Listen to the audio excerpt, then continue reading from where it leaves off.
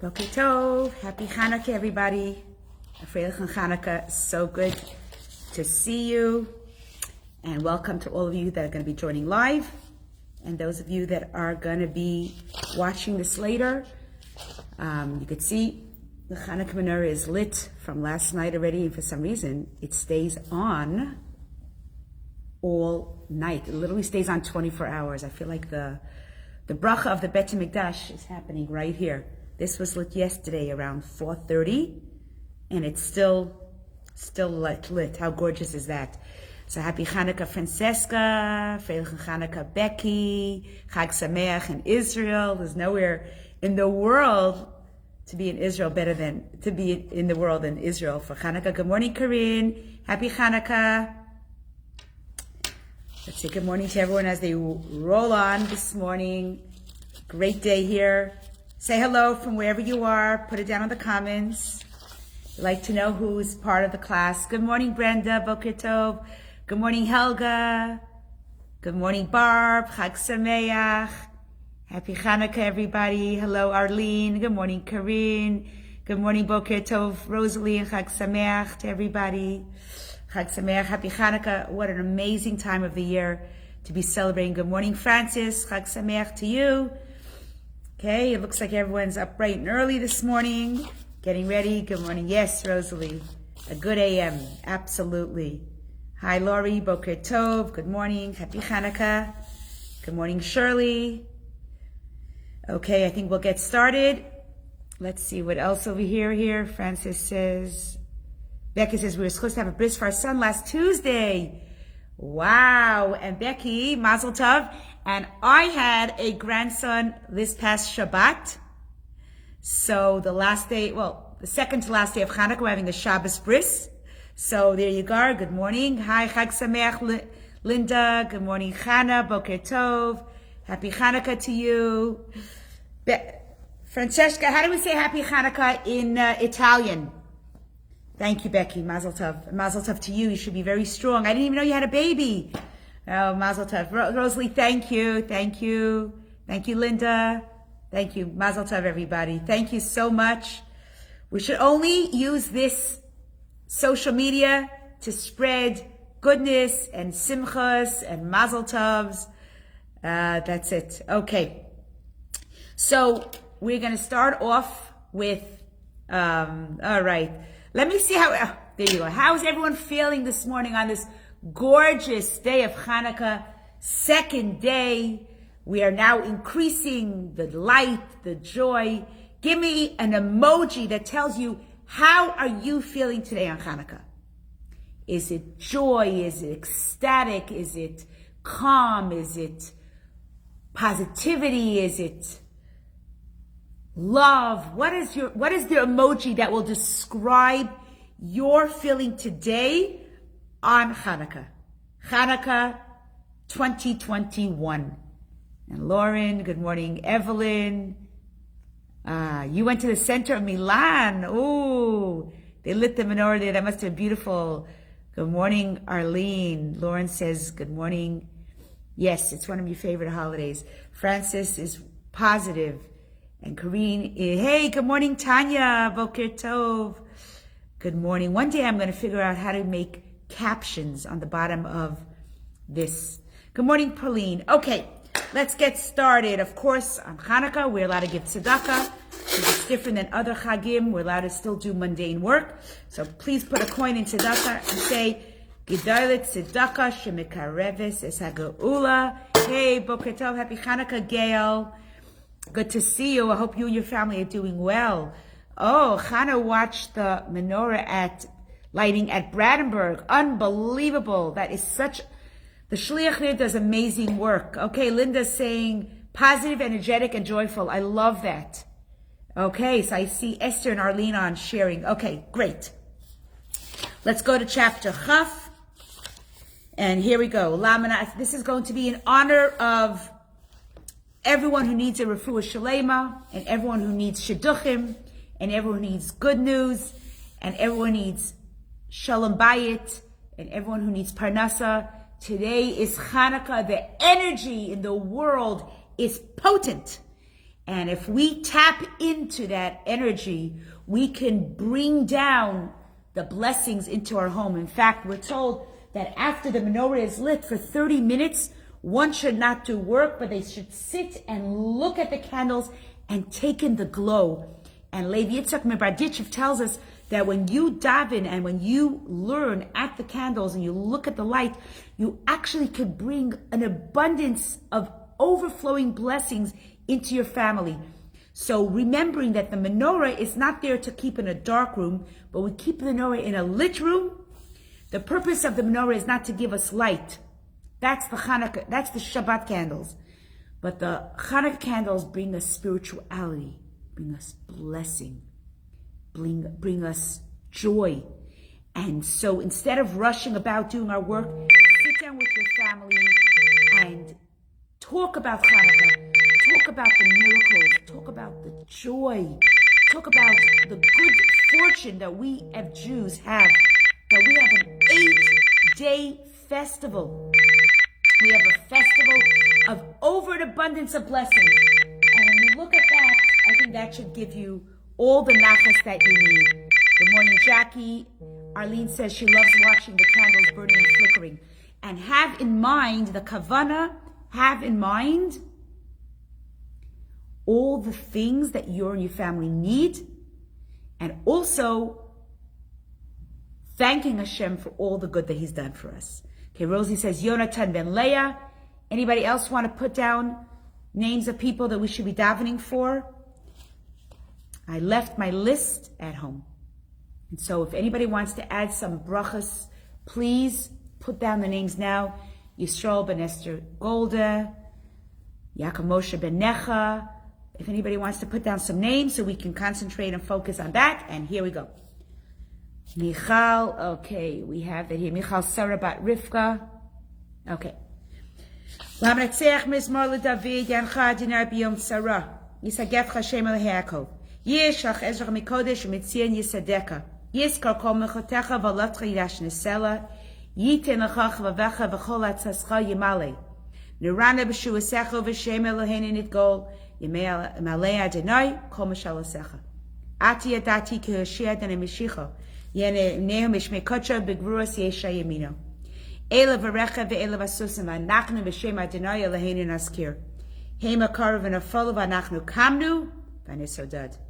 Adonai Hoshea HaMelech Yanenu v'yom karenu. Good morning, Naomi. Good morning, Leah. Good morning, Faye. Okay, we have names here. Moshe ben Miriam. Rachel bas Simcha. Adam ben Tzipora. Flora bat Rachel. Okay, and our learning today should be in their merit. So today we're going to talk about the two kinds of light. In the back of me we have the menorah, but there's another light that we do on a weekly basis. What's that light we do? Hanukkah we do once a year for 8 days. What do we do every single week? Put it down here in the comments. Before we get to that, I want to talk to you or share a story to you about Hanukkah in Auschwitz. For some reason, when Jews light the candles on Hanukkah in 2021, we're doing it in a time of freedom. We're doing it in a time of peace. The Jews weren't always like that. The Jews didn't always have peace. The Jews suffered tremendously in our past.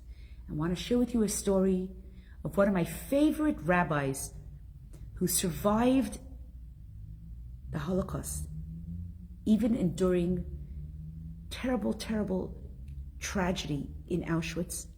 In Gail, we were there, and unfortunately we saw what was going on in the concentration camps. This fellow, this great rabbi, his name was Rabbi Yisrael Spiro. Has anybody ever heard of him? Lots of stories about this great man. His name was Yisrael Spiro. He was also known as the Blozhever Rebbe. Must have been a small city in Poland called Blozhev, and he was the Blozhever Rebbe. And the story tells us that it was the day of Hanukkah. It was going to be the first night that night.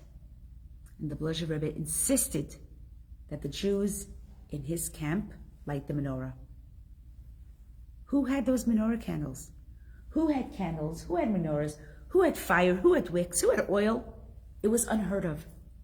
But the Blazhev Rebbe cared so much about his Yiddishkeit that he managed for days before to save potatoes, which he made a hole inside that they will be the base. You see the base over there? Their base was a potato. Then he saved up the butter, the little meager bits of butter that they would give them so that they could be nourished. Because all they ate was, we know what their menu was. It was a horrible soup that was with dirt and pebbles. And then they got a little bit of butter, maybe with a piece of bread. They saved that butter, kept it hidden, and then they ripped out some shreds, some strips from their prison garments that they were going to use as wicks. And they gathered secretly to light the menorah. And the Blazhev Rebbe lit the wick, and he made the first bracha.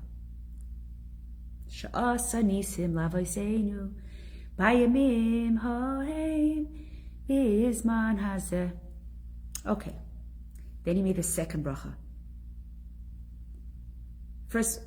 Then he was actually about to make the third bracha. And as he's about to say the third bracha, which is Shehecheyanu, what does it mean, Shehecheyanu? Shehecheyanu v'kimanu v'higiyanu lazman hazeh.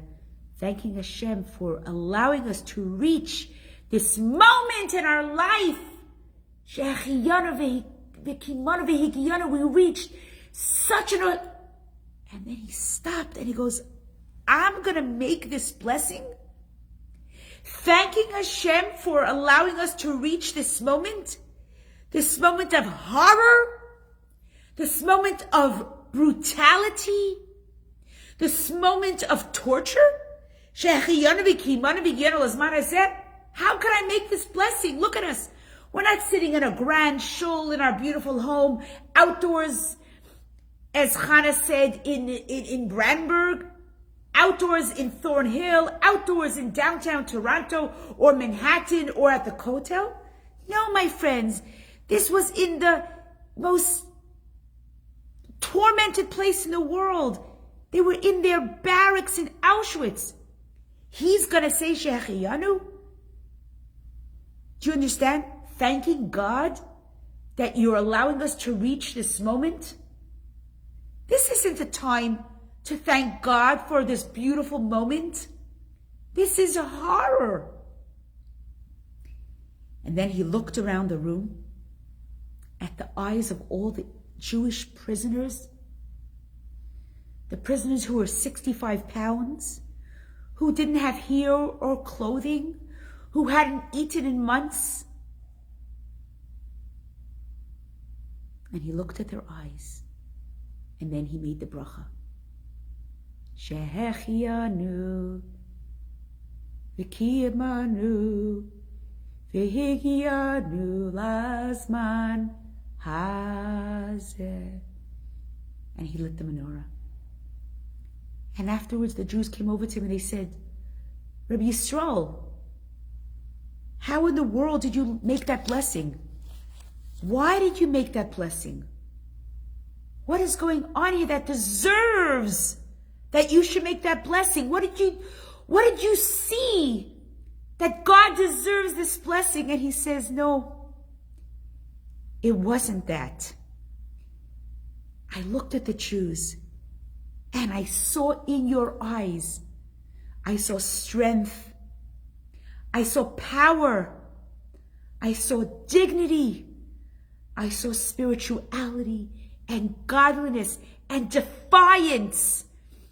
And I said, wow, if even in this hellhole, the Jews were still having this emunah, this bitachon, I have to make the bracha of Shehecheyanu. Because in the history of the Jews, we never ever had such a space. And if you could come here and give up of your butter and give up of your potato that you could have eaten. We could have nourished ourselves with that potato. But you took that potato and gave it for a menorah. You took that butter and you gave it to allow us to light the menorah. Shehechiyanu, God, do you see what kind of people we are?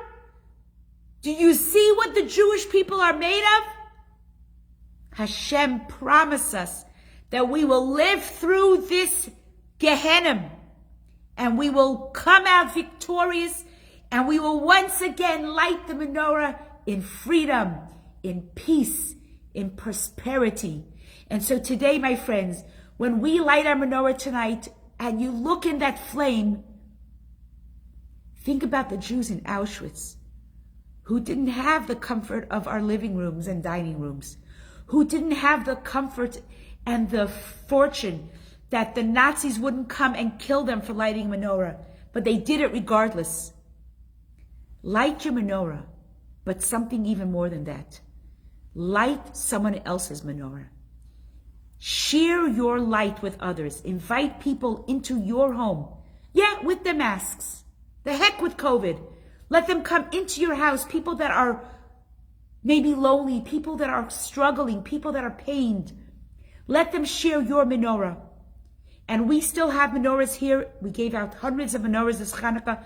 We still have those here in our office. Share. 2 nights ago, we did it outside on Green Lane. Last night, we did it at the Landmark. Today, we're going to Leisure World. Tomorrow night, we're going to be at Gates of Bayview, 5:30. After that, we're going to be on Bayview Avenue at 5:30. Every night, we're lighting somewhere else so that we can share our blessing that we are living today in a time that we don't have to give up our butter to light a menorah. When the Blazhever Rebbe looked at the Jews' eyes, he said to them, Shehechiyanu v'kimanu, even in this hellhole, you still lit your menorah. Yes, hashtag share the light. Thank you very much. Share the light. When you take your candle and light it and share that light, let Instagram be blowing up with our menorahs. Let Facebook be blowing up with our candles so that we overtake the world and hashtag share the light so the whole world sees what Jews are made of. We are tougher than anything. We can withstand the Greeks. Where are those Syrian Greeks? They're buried and gone. We can withstand the Spanish Inquisition. We are there today. Finished. Nazis, Yimach Shemam, done. A few idiots still walk around with swastikas, but where are the Jews? We are lighting the menorah in Germany. We are lighting the menorahs in Poland. We are lighting menorahs in every corner of the world. There's a shliach today outside every single corner of the world lighting menorah and saying to Hashem, Shehechiyanu v'kimanu v'hikiyanu lazman hazeh. And now, good morning, Elise. Good morning, Denise. Good morning, Barb. Good morning, all of you. Now, today I want to discuss a little paradox. We have a challenge. You see, I asked you the question in the beginning, what other lights do we have every week besides for Hanukkah? And of course, you wrote down the Shabbos candles. But I have a question for you. And this question was posed to a rabbi more than once. There's a poor man. He can only afford one candle. And it's Friday. Does he light the Hanukkah or does he light the Shabbos candles? I'd like you to put your answer in the comments, and then we will address the significance of the Hanukkah candles versus the Shabbos candles. And hold your horses, women, because as you know, once again, Jewish women rock. I'm just saying that. Okay. So we know there's two kinds of the two kinds of candles. We have the Shabbos candles, which is lit by women and girls. But if a woman is not in the house, then the man lights the Shabbos candles. We also know we have Hanukkah candles, and who lights those? Normally the men and the boys. But if there's no man present, Then it could be lit by women, right? They're interchangeable. One is significantly to women, but could be done by men, and one is significantly men that could be done by women. And by the way, most homes today, little girls light the candles with their dads, and women could light theirs as well. But it's really a mitzvah that a man must do. And why do we light the menorah candles? Because we publicize the miracle of Hanukkah, and we put it specifically at our doorway or the window. Why? Because it is a visible external mitzvah. Thank you, Francis. Thank you, Barb. And thank you, Linda. But what about the Shabbos candles? Where are those lit? Those are not lit outdoors. Those are lit in the home, usually on the dining room table, the room where everyone's going to be eating their Shabbos meal. The Shabbos candle, the menorah candles are lit, are sung with a blessing that's loud and boisterous and dancing and celebration. And how are women's candles, the Shabbat candles, lit? Their eyes covered, quietly, with blessings afterwards. See the contrast? I'm getting to something. You see what I'm getting to? The menorah candles are outside, visible, loud, by men. The Shabbos candles are inwards, by women, quiet, reflective, and full of silence. A silent blessing. Why is that? Why? What's the significance behind these requirements? I want to share something that Kabbalah sheds on this mitzvah, and I thought it's interesting. I wanted to share it with you. I thought we'd take a little bit of a Shaar Habitachon detour today. What's the Kabbalistic insight into why the Hanukkah candles are more external and the Shabbos are more internal? So traditionally, the man has always been, the hunter, the farmer, the breadwinner, the go-getter. He's the one that has to provide for his family. That's how it's always been until recently, women are having our equal portion. The woman has always been the homemaker. Think about your grandparents, right? What was your grandfather's job? What was your grandmother's job? The mother was always the homemaker, transforming raw materials that the husband brings home, but making it into clothing, into food, providing the food and clothing for our families. That's been the woman's role till recently, right? Today, these roles aren't any more rigid. Today, we have masculine and feminine qualities in each one. You have a lot of stay-at-home dads who do the cooking. You have a lot of the moms who go out there and have the careers. But the man was always the breadwinner, the hunter. The woman was always the nurturer, the homemaker. And what is this really telling us? Today, these are more like the masculine qualities versus the feminine qualities. Today, men and women share a lot of both. We possess both today. But if you think about birth, right? My daughter Chayla just had a baby, Baruch Hashem. Hanukkah, actually it was right before Hanukkah, so it was a gift right before Hanukkah. But the bris is on Hanukkah. We think about the illustration of a woman. The woman, her egg is internal. The man's seed comes from the external. The woman carries her baby in the womb, internal, right? The woman contains it within herself. In the Jewish home, the woman, our job as a Akeret Habayis is, we enhance the internal piece of the home. That is why our Shabbat candles are lit inside on a Shabbos table, where the mitzvah of Shabbos candles is all about shalom bayis, bringing peace into the home. In the old days when there wasn't electricity, before Thomas Edison, women and men sat at the Shabbos table. It was dark. And what did the Shabbos candles do? Right? People had like a little lantern. But when you lit the Shabbos candle, suddenly the Shabbos table burst into light. And that brings shalom bayis, joy, beauty, peace, comfort. That comes from the woman. The man, he does the Hanukkah candles. He publicizes the spiritual Hanukkah externally, because that's the masculine role. But think about it. The woman's role is all about shalom bayis. And there are some times in a relationship where people have that need for bringing their charisma or their good deeds outside in the externals. But the Hashem tells us, wait, if there's a choice between candles, outside or inside, Hashem says, do the inside candle first. Do the Shabbos candles first. Do the candles that ignites your home first. The mitzvah of Shalom Bayis is first and foremost in our home. That's where it is most critical.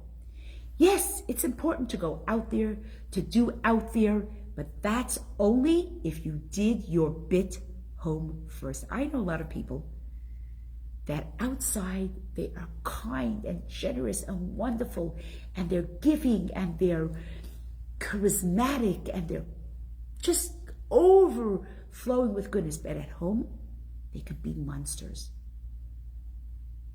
At home, they don't speak nicely to their wives. At home, they are indifferent to their children, but to everyone else's kids, they're malachim, they're angels, they're the best things in the world. But at home, they don't even give their wife eye contact. So let's state this very emphatically. First and foremost, we give our light, our blessings, our kindness, our energy, our shalom bayis to our family. And that starts with the woman.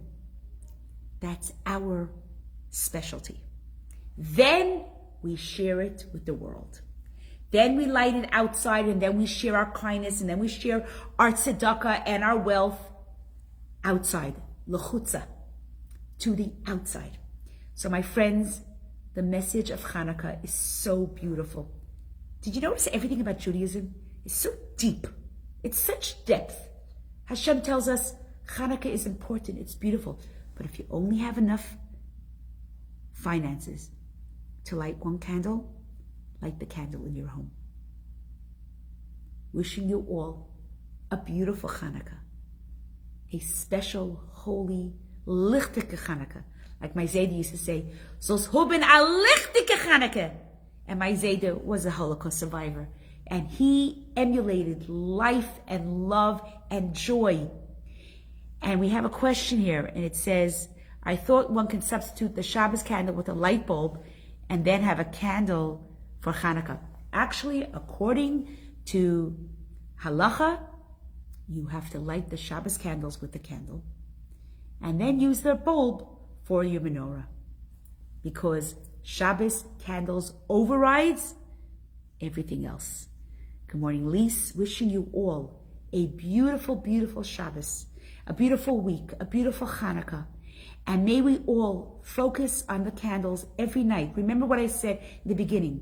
The Levi Yitzchak Marberditchev said to us, every night of Hanukkah, we can focus on the candle and bring blessing and healing and good fortune and mazal to all the people in our families, to all the people in the world, to the Jewish community, wherever they are. Let's bring them life, hope, peace, and healing. Wishing you a beautiful Hanukkah, and go eat a donut.